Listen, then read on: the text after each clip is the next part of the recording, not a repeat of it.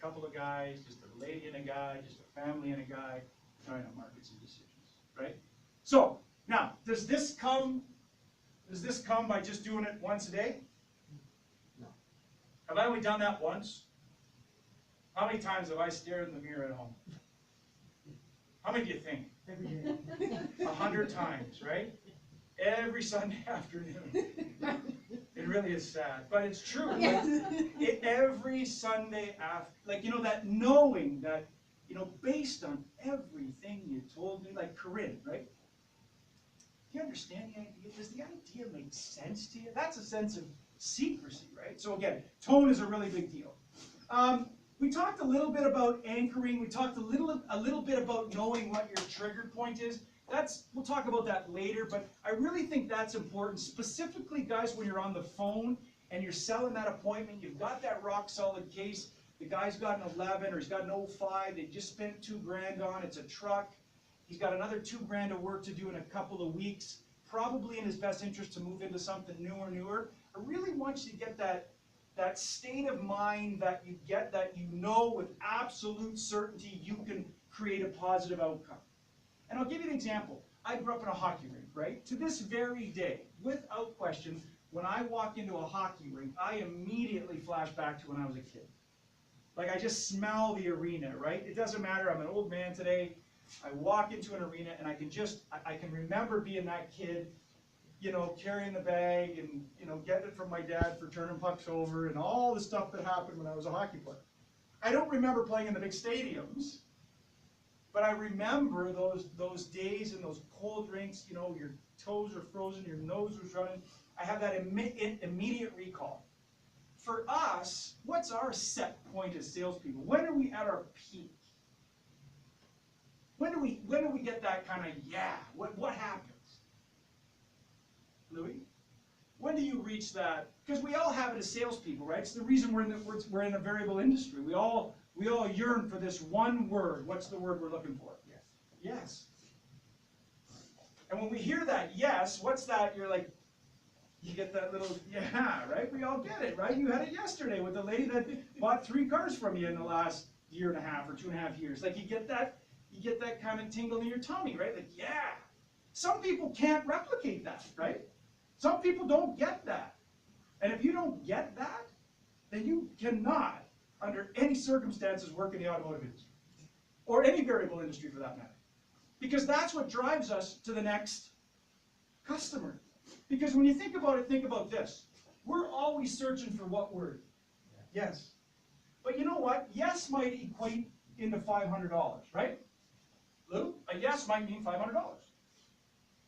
But you know what? That no will mean $40. Why does that equation make sense? If the yes means $500, right? Yeah. Got it. Another relationship. Right. I'm going to go home to think about it. $40. Good job.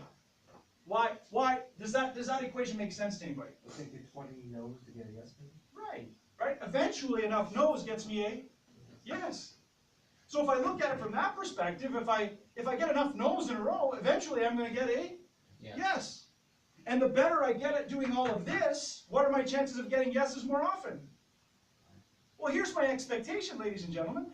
My expectation is if we get to do this as well as I think we can, and just train and train and train and train ad nausea, you know what? You're going to sell to everybody who's in the market to buy.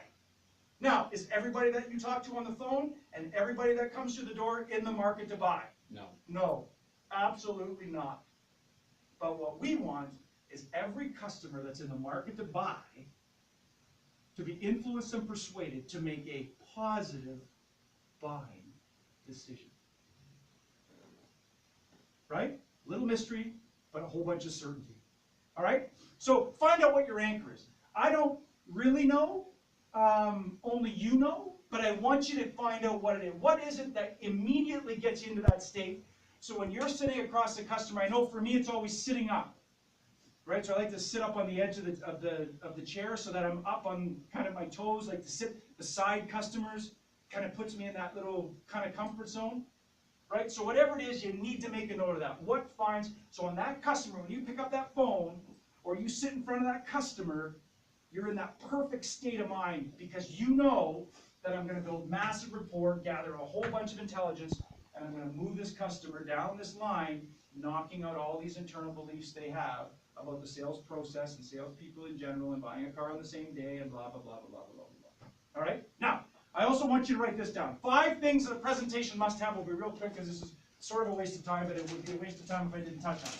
So everybody's got the tones to close, right? Got it. Now, really quick. So, 5 things. 1, a presentation is never finished.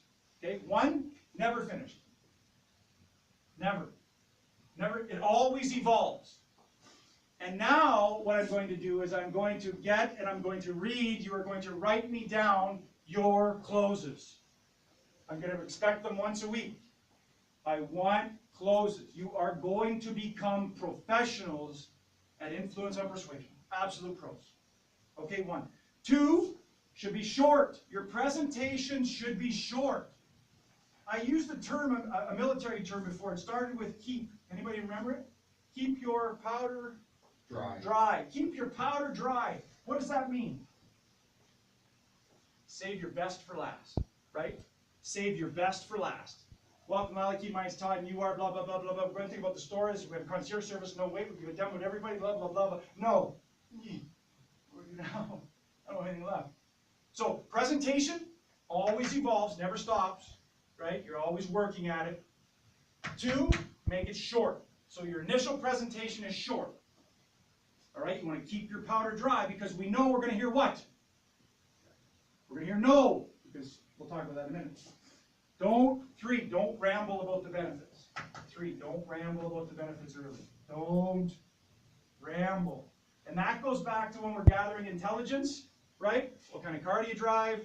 I drive a 2013 Honda Civic. Oh, what a great car. Oh my God, that was great. It won car of the year that year. I can't believe it. You have it in a sedan or a coupe. I got it. Oh my God, the coupe was the best car.